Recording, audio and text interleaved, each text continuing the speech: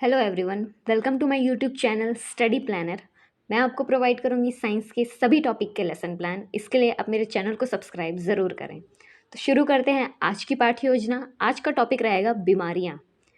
तो ऊपर हम डालेंगे पाठ्य योजना क्रमांक, बाईं तरफ हम देंगे शाला का नाम, कक्षा, विषय, प्रकरण और दाईं तरफ हम देंगे दिन, दिनांक, कालखंड और समय।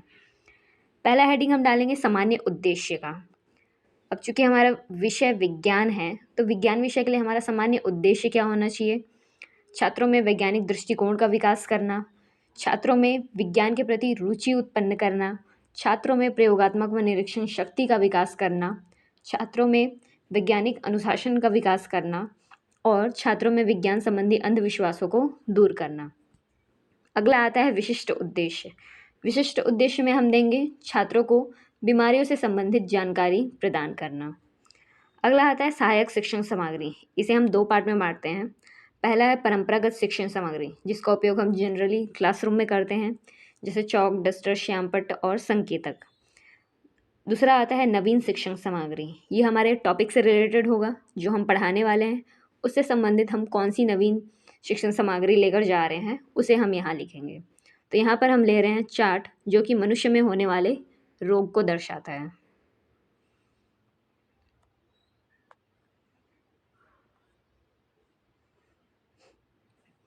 अगला आता है पूर्व ज्ञान।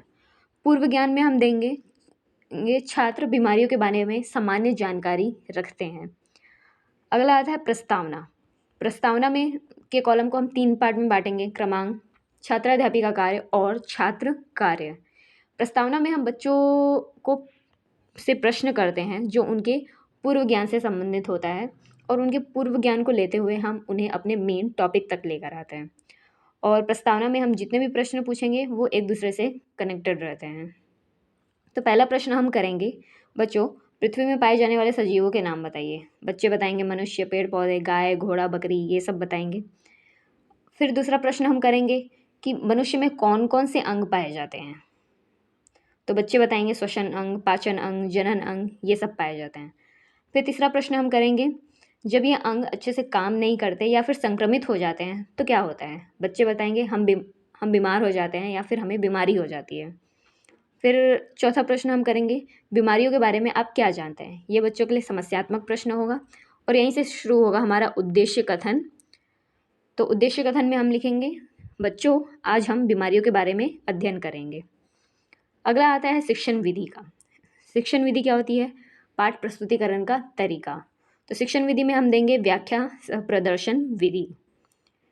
अगला आता है शिक्षण प्रविधि। शिक्षण प्रविधि क्या होता है? हमारे पाठ प्रस्तुतिकरण को इंटरेस्टिंग बनाने के लिए हम जिन प्रविधि का उपयोग करते हैं वो होता है शिक्षण प्रविधि। तो यहाँ पर हम ले रहे हैं प्रश्नोत्तर प्रविधि और उदाहरण प्रविधि।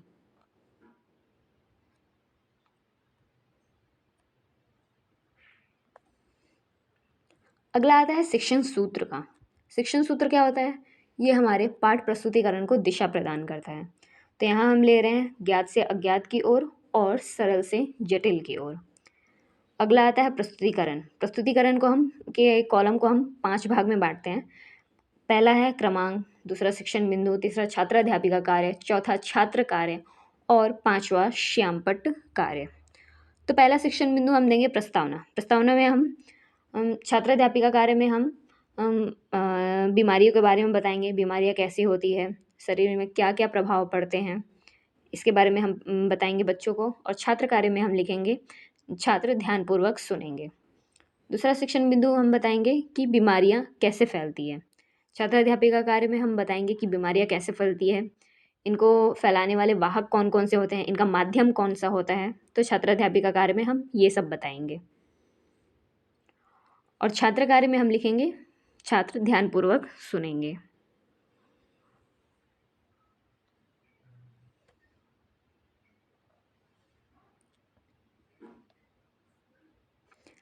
आगे हम आते हैं, बीमारियां कैसे फैलती है उसके बारे में हम बताएंगे कि ये पानी से, हवा पानी के माध्यम से फैलती है और ये बैक्टीरिया, प्रोटोजोआ, वायरस के द्वारा ये बीमारियां होती हैं। श्यामपट्ट कार्य में भी हम लिखेंगे कि बीमारियां कैसे फैलती है, बैक्टीरिया के द्वारा, प्रोटोजोआ के द्वारा, वायरस के द्वारा। इसके बाद हम जो भी दो पहले जो दो टॉपिक हम पढ़ा चुके हैं उससे संबंधित एक प्रश्न पूछेंगे। तो यहाँ हेडिंग डालेंगे विकासात्मक प्रश्न, और छात्र अध्यापिका कार्य में हम लिखेंगे कि बच्चों बीमारी फैलाने वाले सूक्ष्म जीव के नाम बताइए। तो बच्चे बताएंगे बैक्टीरिया, प्रोटोजोआ, वायरस, ये सब हैं। अगला शिक्षण बिंदु हम डालते हैं बीमारियां व उनके लक्षण। तो छात्र अध्यापिका कार्य में हम एक एक करके बीमारियां बताएंगे, उनके लक्षण बताएंगे। तो पहली बीमारी हम लिखेंगे कॉलेरा। छात्र अध्यापिका कार्य में हम कॉलेरा के बारे में बताएंगे कि ये बैक्टीरिया जनित रोग है जो विब्रियो कॉलेरा नामक बैक्टीरिया के कारण फैलते हैं, और इनके लक्षण बताएंगे। छात्र कार्य में बच्चे ध्यानपूर्वक सुनेंगे और जो महत्वपूर्ण बिंदु होंगे उन्हें नोट करेंगे।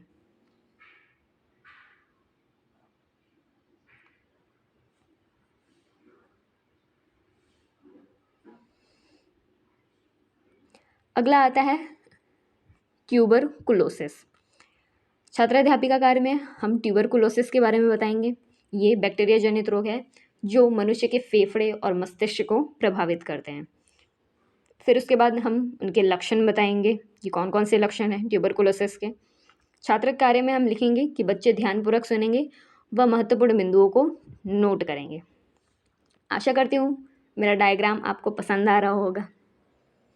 चलिए आगे बढ़ते हैं। अगला विकासात्मक प्रश्न हम बच्चों से पूछेंगे कि बच्चों कॉलेरा किसके द्वारा फैलता है। तो बच्चे बताएंगे विब्रियो कॉलेरा नामक बैक्टीरिया के द्वारा। अगली बीमारी हम लेते हैं फाइलेरिया। फाइलेरिया को भारत में हाथी पांव के नाम से भी जाना जाता है। तो छात्र अध्यापिका कार्य में हम फाइलेरिया के बारे में बताएंगे।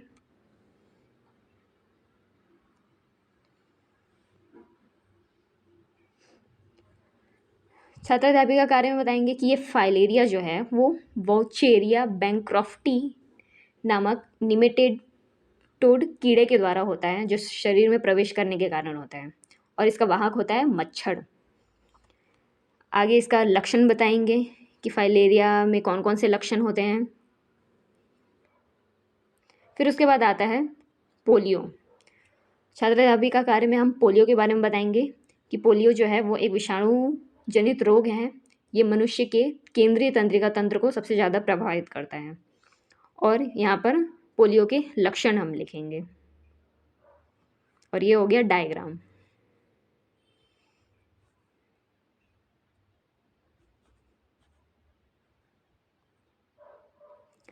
अगला आता है बोध प्रश्न।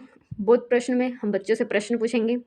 इसे 3 पार्ट में बांटेंगे, क्रमांक, छात्र अध्यापिका कार्य और छात्र कार्य में।